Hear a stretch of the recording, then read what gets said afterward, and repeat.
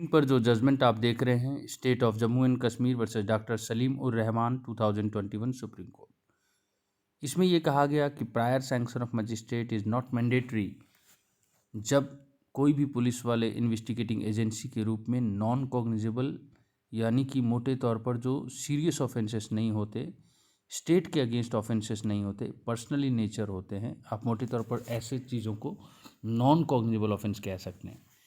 इसमें अगर तहकीकात करना है तो नॉर्मली मजिस्ट्रेट की परमिशन चाहिए होती है 155 के 3 और 4 सीआरपीसी की धारा उसमें नॉन कॉग्निजेबल है और बाकी धाराएं कॉग्निजेबल हैं।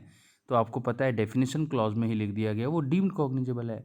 और कॉग्निजेबल ऑफेंस यानी सीरियस अपराध में पुलिस को किसी भी ऑनरेबल मजिस्ट्रेट की परमिशन नहीं चाहिए होती। इवन चालान पेश करने के बावजूद वो बिना मजिस्ट्रेट की परमिशन से लंदन मजिस्ट्रेट की बिना परमिशन के वो कंटिन्यू कर सकते हैं तहकीकात को 173 सबसेक्शन 8 में। वीनू भाई की जजमेंट के बाद हमारे रिमांड काउंसिल और हमारे लॉ स्टूडेंट्स, हमारे पैनल लॉयर्स, हमारे पुलिस वाले, इन सबको भी पता होना चाहिए कि अगर ये काम बिना मजिस्ट्रेट की परमिशन से पुलिस वाले कर सकते हैं तो वीनू भाई की जजमेंट के बाद एक लंदन मजिस्ट्रेट भी कॉग्निजेंस लेने के बावजूद फर्दर इन्वेस्टिगेशन करवा सकते हैं, मगर री इन्वेस्टिगेशन लंदन मजिस्ट्रेट नहीं करवा सकते। इसके लिए आपको ऑनरेबल हाई कोर्ट का दरवाज़ा खटखटाना पड़ेगा। Punjab Haryana high court bar and council versus Punjab Haryana high court की landmark judgement by honourable supreme court.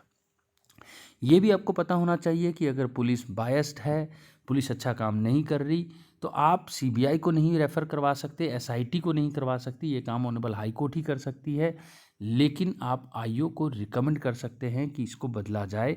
आप मॉनिटर भी कर सकते हैं। इसके लिए एक जजमेंट आई थी साकिरी बासु, जिसको डेप्रिकेट जरूर किया गया, लेकिन बाद में चाहे तांबे वर्सेस धागे, चाहे थंगाराजन, चाहे सुब्रमण्यम, उसमें रीआइटरेट करके ऑनरेबल सुप्रीम कोर्ट ने ये कहा कि नहीं, कंटिन्यूइंग मैंडेमस तो नहीं, लेकिन एक तरीके से इम्प्लाइड पावर की डॉक्ट्रिन के अंदर इन्वेस्टिगेशन को मॉनिटर भी कर सकते हैं लंदन मजिस्ट्रेट।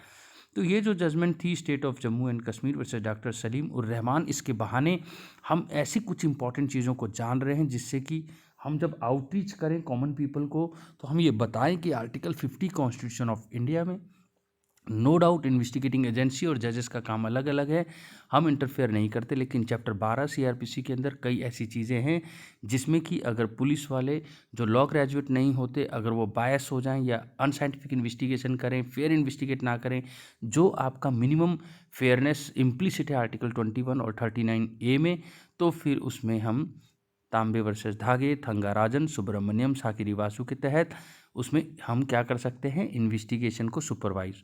ठीक है, आप ये भी जान लें कि कई लोग आपको झूठा फंसाने के लिए 156(3) यानी 156(3) में पहले मजिस्ट्रेट साहब को बिल्कुल क्लैरिकल तौर पर मजबूर कर देते थे हर एक केस में एफआईआर दर्ज कराने की।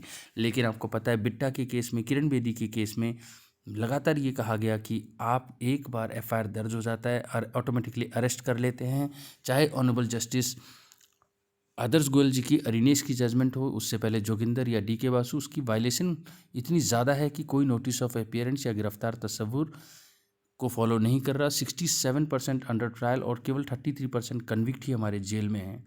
और इसीलिए इन टॉपिक्स पर कन्विक्ट के राइट्स को लेकर हमारे पैनल लॉयर्स की ट्रेनिंग नालसा के द्वारा दिए गए मॉड्यूल के हिसाब से होना चाहिए। आपको अपडेट करता हुआ मैं ये बताना चाहता हूँ, प्रियंका श्रीवास्तवा के बाद अब जब तक आप 154(1) के अंदर एसएचओ को अप्रोच नहीं करते और अगर वो कार्रवाई ना भी करे तो 154(3) के अंदर एसपी साहब को जिस्ट नहीं भेजते और इन दोनों की कंप्लायंस का एक एफिडेविट आप कोर्ट में नहीं लगाते, तो अब आप लंदन मजिस्ट्रेट्स को कंपिल नहीं कर सकते कि वो आपके हर केस में आंख बंद करके एफआईआर दर्ज करवाएं। ललिता कुमारी की जजमेंट के बाद ये भी ऑनरेबल सुप्रीम कोर्ट ने क्लैरिफाई कर दिया, ये जजमेंट्स आपको ज़रूर पता होनी चाहिए, जो हमारे लंदन पैनल लॉयर्स हैं, रिमांड काउंसिल है, ज़रूर सुने कि 5 एक्सेप्शन है जहां कॉग्निजेबल होने के बावजूद एफआईआर दर्ज करने के लिए पुलिस वाले एसएचओ साहब बाध्य नहीं हैं। ये 5 एक्सेप्शन हैं: गड़े मुर्दे को उखाड़ना, या इकोनॉमिक रॉन्ग्स, या करप्शन, या सिविल रॉन्ग को क्रिमिनल कलर देना, या फिर मैट्रिमोनियल ऑफेंसेस। और इन सारे केसेस में मजिस्ट्रेट साहब जो हैं उनकी आपको परमिशन की भी ज़रूरत नहीं। आप पहले प्रिलिमिनरी इंक्वायरी करें, उसके बाद आपको लगता है कुछ तिलों में तेल है तो ही आप एफआईआर दर्ज करें। लेकिन कोई रंगे हाथ अगर करप्शन में पकड़ा जाता है तो वहाँ पर ये बात नहीं लगेगी। ये भी ऑनरेबल सुप्रीम कोर्ट ने क्लैरिफाई किया। वहाँ देयर एंड देन एफआईआर दर्ज करना ही पड़ेगा। एफआईआर की कॉपियाँ आपको पता है कि ऑनलाइन हो जाती है यूथ बार एसोसिएशन के केस में, लेकिन पोक्सो, चाइल्ड विक्टिम, सेंसिटिव मामलों में, निर्भया के केस में आपको ये पता होना चाहिए 228A आईपीसी क्या बोलता है, भूपिंदर स्टेट ऑफ एचपी क्या बोलता है, पोक्सो का निपुण सक्सेना क्या बोलता है और यूथ बार एसोसिएशन का जजमेंट क्या बोलता है। ना जजमेंट में, ना एफआईआर में, ना ऑनलाइन, ना मॉर्फ फोटोग्राफ्स के द्वारा, ना इंटरव्यू के द्वारा, ना पेरेंट्स या गार्डियन की परमिशन के साथ आप एक विक्टिम को डबल ट्रॉमा, उनका नाम या इंटरव्यू या फोटोग्राफ या मॉर्फ फोटोग्राफ से या बार बार उनका नाम लेके आप उनको डबल विक्टिमाइजेशन नहीं कर सकते। बहुत सेंसिटिव तरीके से चलना पड़ता है। तो आपने प्रियंका की गाइडलाइन देखी, ललिता की गाइडलाइन देखी, यूथ बार एसोसिएशन की गाइडलाइन देखी, आपने ये जाना कॉग्निजेबल ऑफेंस में डायरेक्ट एफआईआर दर्ज होता है लेकिन फिर भी 5 अपवाद है। लेकिन नॉन कॉग्निजेबल ऑफेंस में मजिस्ट्रेट्स की पहले परमिशन चाहिए होती है, लेकिन अगर उसके साथ कोई कॉग्निजेबल जुड़ा हुआ है, लाइक 323 किसी का बाल खींचना नॉन कॉग्निजेबल है, लेकिन 506 कई स्टेट्स में कॉग्निजेबल है, तो यहाँ पर आपकी परमिशन की ज़रूरत नहीं है, आप स्ट्रेट अवे इन्वेस्टिगेशन कर सकते हैं। वीनू भाई के बाद मजिस्ट्रेट साहब भी बिना मतलब किसी के पूछे कॉग्निजेंस लेने के बावजूद उनके ऊपर कोई बार नहीं है फर्दर इन्वेस्टिगेशन करने का। आपको मैंने ये भी बताया कि साइंटिफिक इन्वेस्टिगेशन जो है वो अनबायस्ड होना चाहिए। अगर क्रॉस केस है, फ्री फाइट है, तो नत्थी की गाइडलाइन या फिर मिस्री की गाइडलाइन के हिसाब से एक ही इन्वेस्टिगेटिंग ऑफिसर को कोशिश करनी चाहिए उन दोनों का ट्रायल में इन्वेस्टिगेट करके अलग अलग चालान फाइल करे। जज साहब उसको क्लब करके इस तरीके से एक ही जज साहब उसको डिसाइड करें कि एक के बाद एक के बाद एक के बाद केस कैसा भी चले, लेकिन एक आर्गुमेंट के लिए मैच्योर हो जाए तो दूसरे में आर्गुमेंट मैच्योर कर लें, या एक को सुन के जजमेंट ना अनाउंस करें, आप दूसरे का वेट करें और फिर जजमेंट इस तरह से करें कि दोनों से प्रभावित ना हो लेकिन आप सच्चाई तक पहुँचें।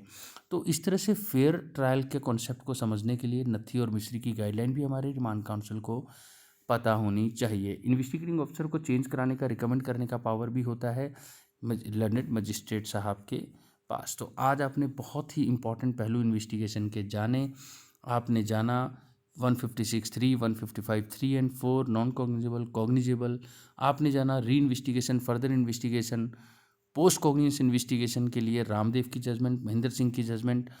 आपको पता है पोस्ट कॉग्निजेंस इन्वेस्टिगेशन 202 की मैं बात कर रहा हूँ। अगर जुरिडिक्शन से बाहर है, यानी सिरमौर का केस है, एक्यूज शिमला का है या बेंगलोर का, तो वहाँ पर आपको पोस्ट कॉग्निजेंस इन्वेस्टिगेशन कराना ही कराना पड़ेगा। ये पोस्ट कॉग्निजेंस इन्वेस्टिगेशन अकेला ऐसा प्रोविज़न है 202 जो प्राइवेट एजेंसी से भी कराया जा सकता है या गांव के प्रधान से भी कराया जा सकता है। इंक्वायरी जज साहब खुद भी कर सकते हैं, लेकिन इसका एक अपवाद है, सेशन ट्रायल में पोस्ट कॉग्निजेंस इन्वेस्टिगेशन नहीं होती। तो आपने post cognizance, pre cognizance investigation के बारे में, री इन्वेस्टिगेशन, फर्दर इन्वेस्टिगेशन के बारे में, कंटिन्यूइंग मैंडेमस यानी कि एक तरीके से continuing monitoring of on the investigation के बारे में आपने जाना। और इसके अलावा मैं आपको कहना चाहता हूँ इन्वेस्टिगेशन के 3 बातें होती हैं, या तो केस सच्चा होगा तो चालान पेश होगा, झूठा होगा तो अनट्रेस्ड होगा कि पकड़ा ही ना गया, झूठा होगा तो कैंसिलेशन रिपोर्ट बनेगा और एक्यूज ही मर गया तो क्लोजर रिपोर्ट। इस तरह से 4 पर magistrate is not mouthpiece. Learned magistrate police से बाउंड नहीं है, वो पुलिस के काम में हस्तक्षेप नहीं करते, लेकिन बाउंड भी नहीं है और वो अपनी तरीके से फर्दर इन्वेस्टिगेट करवा सकते हैं, डिस्चार्ज कर सकते हैं, कॉग्निजेंस ले सकते हैं कैंसिलेशन के ऊपर, इस तरह की बातें। तो ये बात आपको तलवार के नुपुर के केस में यानी आपने ये जानी। और इस तरह बेहतरीन जजमेंट्स की कलेक्शन को 3 बार, 4 बार, 5 बार पढ़ें, 5 बार सुनें, सब्सक्राइब करें, लाइक करें। Law student, panel lawyer, remand lawyer, ताकि हम एक फेयरनेस जो है, एक जो इम्प्लिसिट आर्टिकल 39A में मिनिमम रिक्वायरमेंट है एक फेयर इन्वेस्टिगेशन, उसमें अपना सहयोग दे सकें। जय हिंद, जय हिमाचल।